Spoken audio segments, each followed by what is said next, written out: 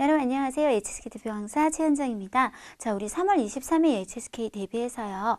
2월 기출에서 여러분하고 마지막 마무리로 중요한 문제형들을 다시 뽑아서 풀어보고 한번 정리해 보도록 하겠습니다. 자, 독해 제1부분인데요. 일단 독해 제1부분 같은 경우에 이렇게 전체 내용을 꼭 다 읽어야만 맞출 수 있는 건 아니에요. 보통은 빈칸 주변에 따페이라 그러죠. 얘와 직접적으로 연관이 있는 단어만 잘 체크하시면 답이 보통 나오는데요. 지금 여기 제가 똥똥똥 이렇게 해놓은 부분에 꽤 긴 내용이 있지만 다 넘어가고 꽤 넘어가서 첫 번째 빈칸이 나왔었어요.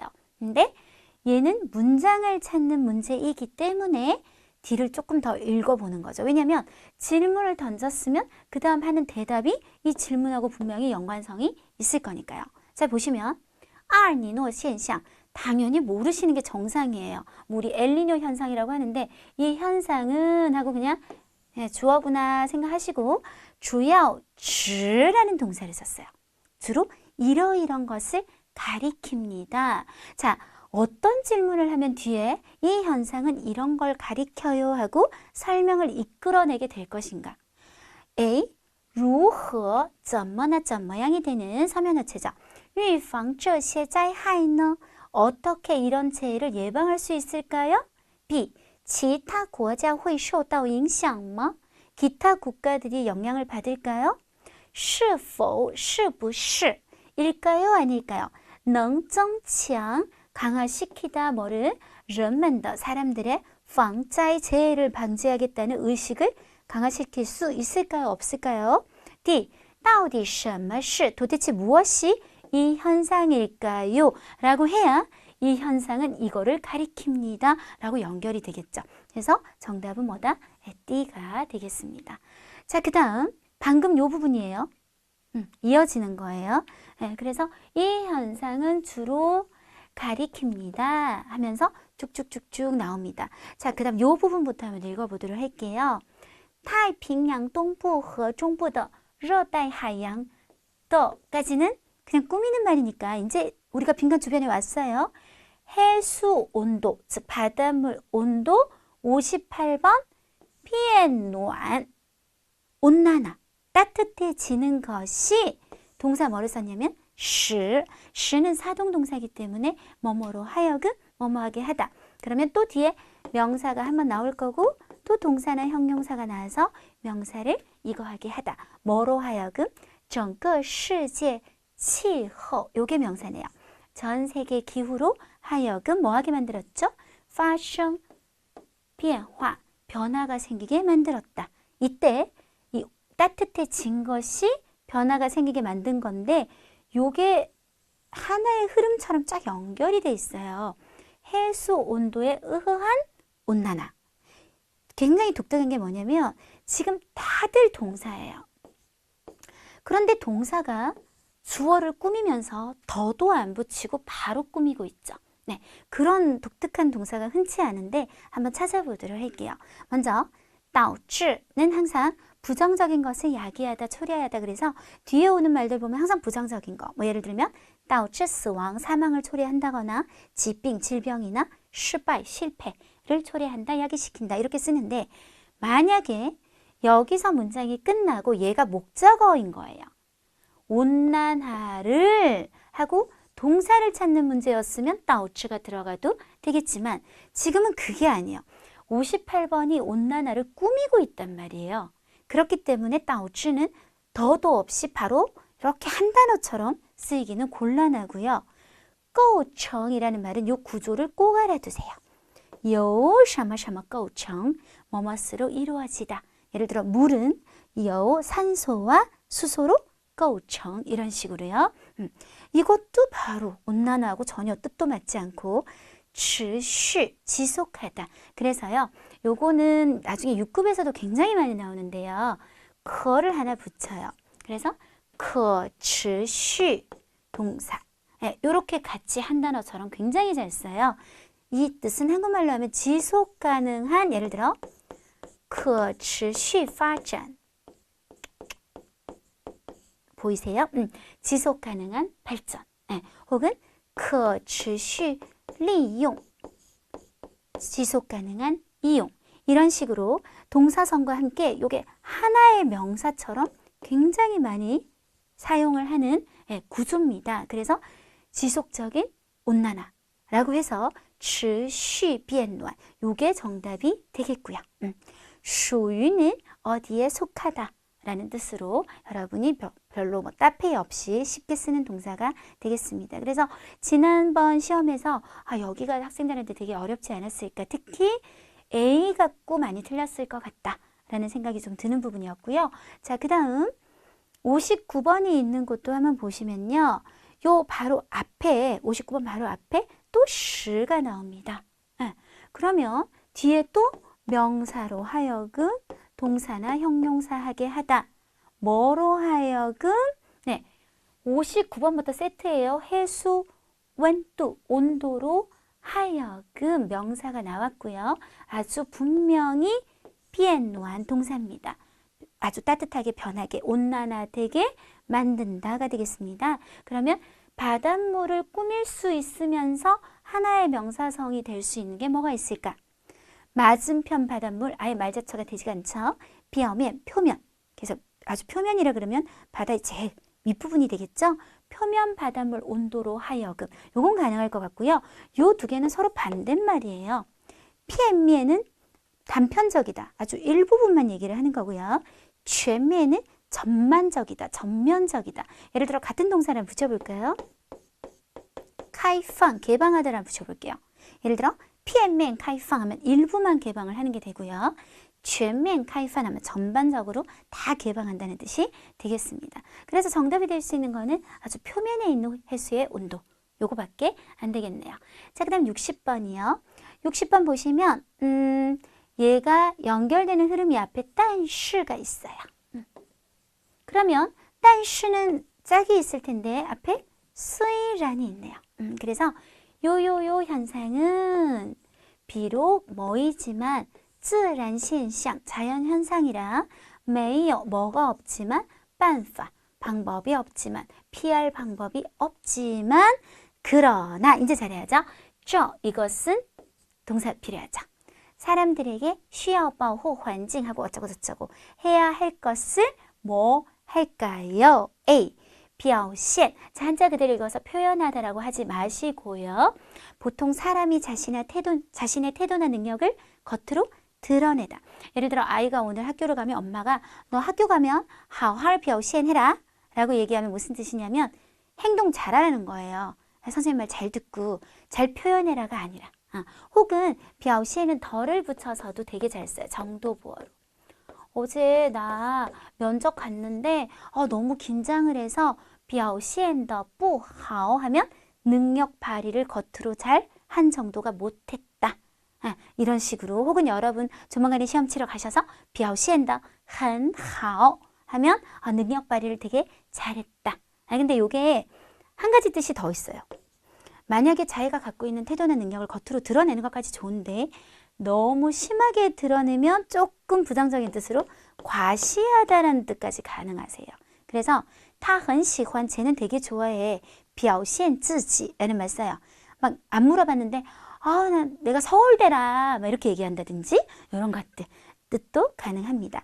명사일 때는 표현하지 마시고요. 태도, 품행, 활약이라고 하시면 되겠습니다. 60번 뜻하고는 전혀 관련성이 없었고요. 티싱, 일깨우다. 그래서 사람들에게 우리가 환경도 보호할 필요가 있고 이러이러하다는 것을 일깨워줍니다. 정답 가능하시고 시쇼 흡수하다는요. 물론 음식, 영양분 흡수하실 수 있겠지만 이런 거 하나 붙여봐요. 知识.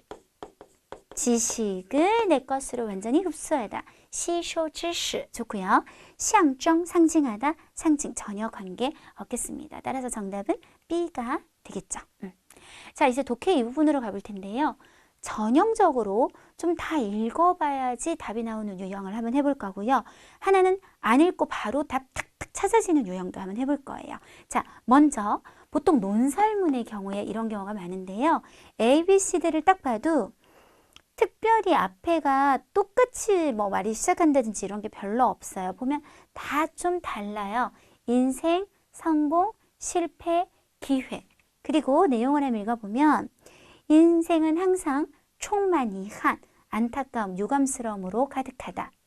成功是没有规律的. 성공은 규율이 없는 것이다. 失败, 실패는 能锻炼人的意志, 사람의 의지를 단련시킬 수 있다. 机会总留给有准备的人.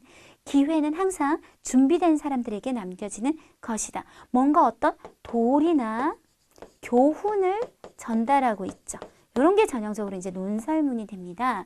물론 이런 경우가 있어요. 먼저 마침표를 동그라미를 한번 쳐볼게요. 딱 하다 보면 끝이 혹시 인츠라든지 따라서, 사실 저 한자 잘 쓰는데 이게 못 쓰겠어요, 솔직히. 자, 可见 역시 우리 5급 접속사인데요. 可见나오면 이것도 주제나 결론을 이끌어내요. 앞에 이러이러한 사실을 통해 알 수 있다. 딱 보이면 뒤가 주제예요. 아니면 또 5급 단어 중에 이런 거. 总之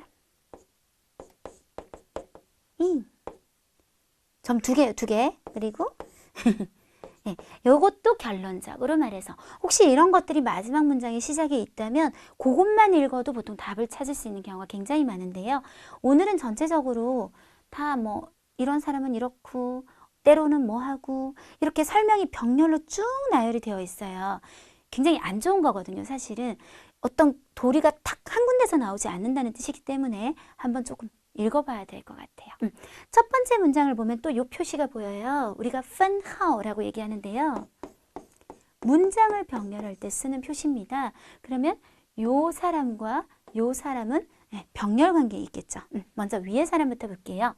有准备的人, 준비된 사람은 往往能抓住, 딱 잡을 수 있어요. 뭐를? 机遇, 기회 하고 비슷한 말이에요. 기회를 잡을 수 있어요. 사실은 느낌이 조금 올 것 같기는 해요. 그쵸?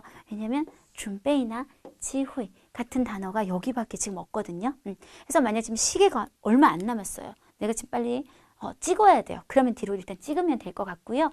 조금 불안하니까 볼게요. 从此 이때부터 改变 이 단어 어려워요? 그러면 뭐 인생의 뭔가를 바꿀 수 있고 成就 이룰 수 있고 큰 사업도 이룰 수 있습니다. 그러면 그 뒤에는 정반대의 사람 也有人对机遇 어떤 사람들은 기회에 대해서 단어 어려워요? 넘어갈게요. 위에成功, 성공과 단어 어려워요. 제가 여러분 해석 못해서 넘어가는 거 아니겠죠? 저는 무슨 뜻인지 알지만 일단 이런 경우에 유추가 가능해요. 준비되지 않은 사람들에 대한 얘기를 했겠구나 하고 넘어가시면 되겠습니다. 때로는 我们不是 A, 而是B. A가 아니라 B입니다. 때로는 우리는 이게 아니라 이겁니다. 缺少机会, 기회가 부족한 것이 아니라 没有做好准备, 준비가 잘 안 된 것입니다. 두 번째 문장을 읽어보니 확실한 것 같아요. 정답은 뭐다? 기회는 준비된 사람들한테 오는 것이다. 라는 얘기를 하고 있는 것 같네요. 반면에 앞에가 어떤 고기 이름으로 쭉 통일이 되었다면 요거는 요 대상에 대한 확실히 뭘까요? 설명문이 되겠죠. 설명문은 뒤에 핵심의 포인트를 잘 찾아봐서 이 말이 있는지 없는지만 사실 체크하시면 됩니다. 예를 들어 얘는 체형이 작다라고 했어요. 그럼 디싱을 한번 찾아볼게요. 체형을 한번 찾아볼게요. 체형이 여기 나옵니다. 그럼 체형이 较小, 좀 작다 그랬어요. 이미 정답은 뭐죠? A죠. 확인차 B도 한번 볼게요. 味道鲜美, 맛이 좋다 그랬어요. 味道를 얘기하는 곳이 아예 없습니다, 여러분. 이 글에서. C, 이미 사라졌다. 이미 사라지진 않은 게 얘는 어디서 생활하는 곡이다. 그러면 지금 살아있다는 얘기인데요. 生活在潮湿的地区, 촉촉한 곳에서 생활한다. 生活在沙漠, 따라서 X. 이렇게 포인트만 잡아도 답이 나오게 됩니다. 그래서 보통 논설문과 설명문을 대하는 방법이 이렇게 좀 다르다는 거. 자, 그 다음 쓰기 일부분. 어차피 똑같아요. 어법 포인트가 항상 거기서 거기기 때문에 저랑 오늘 잘 배워 놓으시는 것만으로도 시험 대비를 다시 한번 하는 걸로 충분할 것 같습니다. 먼저 형용사 수라문. 말 그대로 형용사가 그 문장의 서술어가 되어버리면 뒤에 목적어가 오는 일이 아예 사라지기 때문에 주어, 서술어에서 끝이에요. 이때 주어를 꾸미는 말, 관형어, 필요하면 더, 부사어 이런 것들이 조금 더 들어갈 수 있고요. 자, 항상 이 파트를 푸실 때는요. 이런 수식 성분은 좀 빼버리세요. 그리고 극, 키 이런 것도 다 부사들이거든요. 빼버리시고 가장 먼저 하시면 좋은 건 서술어를 찾아서 중심을 잡는 거. 서술어는 확실히 뭐죠? 빠르다라는 형용사. 그럼 주어 끝났죠? 전파 속도. 얘네들은 뜻에 맞게 자신이 수식하는 말을 잘 찾아주면 끝입니다. 那种病毒的 그 바이러스의 전파 속도는 극히 빠르다. 관형어도 썼고 부사어도 썼고 쓸 건 다 쓴 형용사 수러문이었고요. 이제 동사 수러문이 되면 뒤에 목적어까지 올 수 있죠. 물론 없을 수도 있죠. 조금 문장의 호흡이 이제 길어지게 되는데요. 주어 그리고 동사 서술어 목적어. 주어를 꾸미면 그냥 국어식으로 간단하게 관형어라고 할게요. 관형어 똑같고요. 동사 꾸미는 말 앞에 부사어는 굉장히 여러 가지 종류들이 들어갈 수 있는데 보통 가장 기본적으로 많이 쓰는 게 보조개. 보는 부사, 조는 조동사, 개는 개사라는 말이 이제 우리 흔히 말하는 전치사 구조.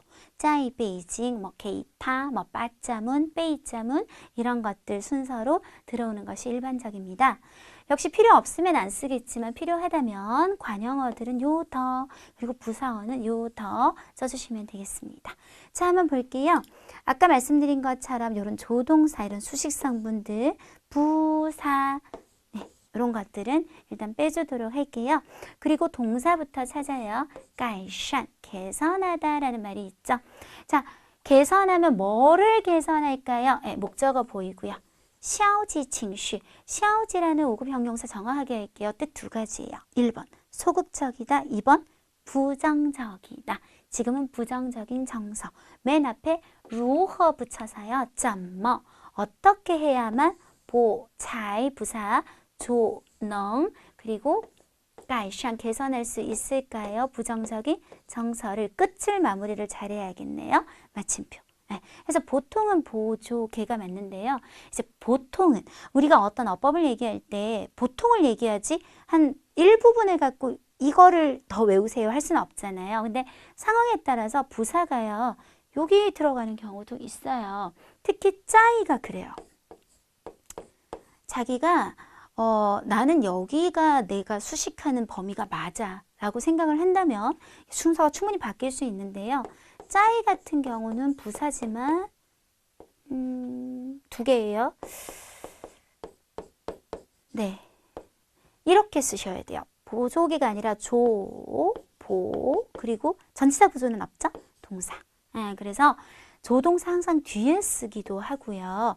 그리고 전치사 구조 아예 뒤에 오는 부사들도 있거든요. 여러분이 굉장히 잘하는 거 있는 것 같은데요. 我跟他 잘 써줘야 될 텐데 一起去 보시면 주어, 동사. 근데 一起란 부사 보세요. 전치사 구조 앞에 안 쓰고 뒤에 썼죠. 왜냐면 얘는 수식 범위가 그런 거예요.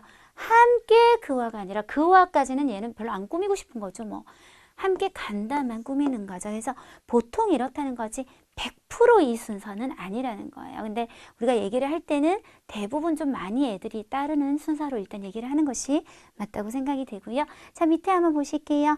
능, 조동사 이런 것들은 나중에 넣어주셔도 될 것 같고 동사 찾아서 균형 잡을게요. 배양, 배양하다, 기르다, 키우다. 그럼 뭐가 뭐를 키우는지 하나는 주어, 하나는 목적어 자리에 놓으면 이거는 끝나겠는데요. 지엔쿠더 힘든 환경은 능 조동사 썼어요. 키울 수 있다.乐观 낙관적인 정신을 이렇게 하면 되겠습니다.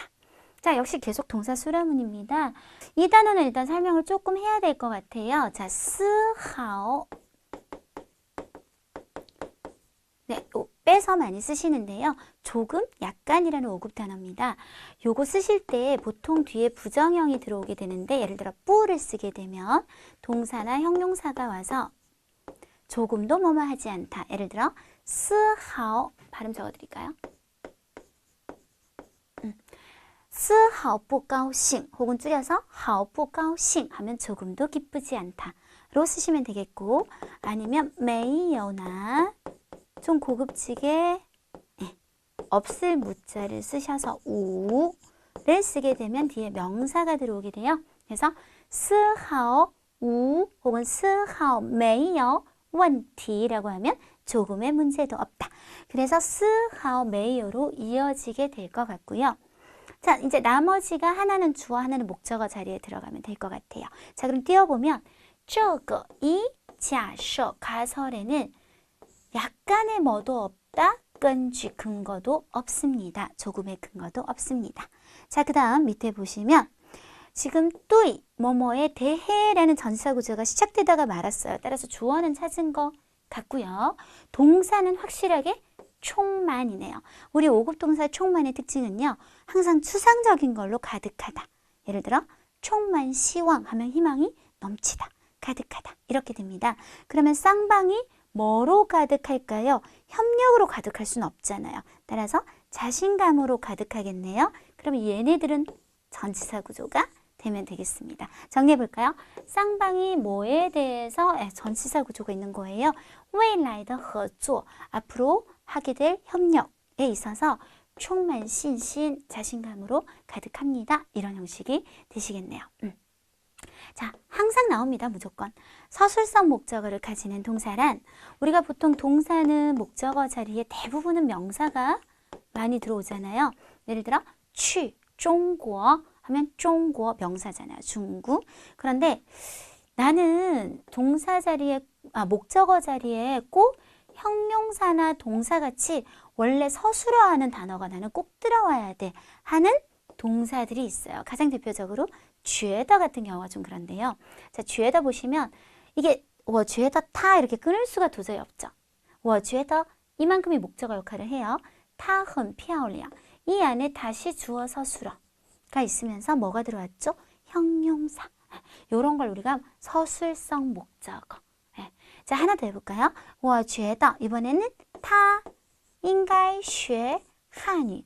그녀가 중국어를 좀 배워야 된다고 나는 생각해. 이번엔 동사가 들어왔죠. 그래서 이런 觉得 같은 동사들은 목적어 자리에 단순히 그냥 명사 갖고는 안 되고 형용사나 동사가 들어오는 호흡이 긴 목적어가 들어오게 됩니다. 자, 그러면 우리가 한번 찾아보도록 하는데요. 일단 부여, 뭐뭐 하지 말아라 라는 부정부사. 이것도 뭐 보조죠. 부정부사, 조동사. 나중에 붙이면 될 것 같고요. 总是 항상 이라는 말 있고요. 期待 동사가 두 개가 보입니다. 기대하다 그리고 出现 하지만 어느 게 더 큰 동사냐는 거죠. 당연히 이것을 기대하는 것이 되겠죠. 그래서 쟤네들은 목적어 자리에 넣어서요. 不要 한 글자로 줄이면 비에 总是 항상 기대하지 마세요 하고 목적어에 또 동사가 들어가서 出现奇迹 기적이 나타나기를 기대하지 마세요. 구조로 넣으시면 되겠습니다. 자, 뭐 꾸미는 말을 일단 빼버리면 되겠고요. 동사가 역시 두 개 보여요. 在于 하고 추구하다 하고 이렇게 두 개가 보이는데요. 在하고 在于는 좀 어떤 면이 다르냐. 在 같은 경우는 예를 들어 앞에 주어가 我的书 내 책이 어디 어디에 있다 해도 되고 시아왕 사람이 어디 어디에 있다 해도 되고 뭐 구체적인 거 추상적인 거 사람 뭐 다 가리지 않는데요. 在于는 그 안에서 주어가 추상적일 때만 쓰는 어디 어디에 있답니다. 구체적인 거나 사람은 在를 쓰시면 되고요. 在于는 주어가 앞에. 그래서 예를 들어 원인이 어디 어디에 있다. 의의가 어디 어디에 있다. 목표가 어디 어디에 있다. 가치가 어디 어디에 있다. 주어가 반드시 추상적인 것이어야 됩니다. 그래서 여기 딱 보면 주어가 될 수 있는 게 하나밖에 없어요. 의의가 어디 어디에 있다. 이렇게 됩니다. 자, 해놓고 인생의 의의는 어디 어디에 있다 하고 또 들어가서 또 동사 들어오죠. 끊임없이 추구하는 데 있다. 이렇게 연결하시면 되겠습니다. 자, 연동문입니다. 연동문이란 주어 하나에 연이어서 동사들이 많게는 보통 3개까지도 가능한 그런 문장을 얘기하는데요. 이런 동사들이 여러 개 나올 때 순서를 나열하는 방법을 잘 모르겠어요 하실 때는 무조건 일어나는 순서대로 일단 중국을 가야 그 다음 중국어를 배울 거니까요. 시간 순서를 잘 생각해서 나열하시면 크게 문제가 되지 않는데요. 지금 보시면 일단 한도는 좀 빼버리고 동사가 두 개가 보이는데 사다와 가다. 하지만 일단 먼저 가야 V1 그 다음에 사지 않을까요? 그럼 어디로 가고 뭘 살까요? 他去市场 시장에 가고 市场 많이 샀어요. 很多蔬菜 많은 야채를. 이때 그녀가 간 거고 그녀가 산 거니까 한 조의 연결성을 보이는 무슨 문? 연동문 되시겠습니다. 네, 이렇게 해서 우리 2월 기출문제 한번 정리해 봤는데요. 이번 적중특강도 우리 최원장 사단의 세 분의 선생님이 함께 준비해서 전달해 드렸습니다. 자, 적중특강이라고 해서 똑같은 문제가 딱 나와요 라는 뜻은 아니지만 여러분, 문형과 접근 방법은 결국은 똑같습니다. 그래서 오늘 적중특강을 마지막 마무리로 잘 정리해 주신다면 시험 성적에서 훨씬 도움을 받을 수 있을 것 같습니다. 수고하셨습니다.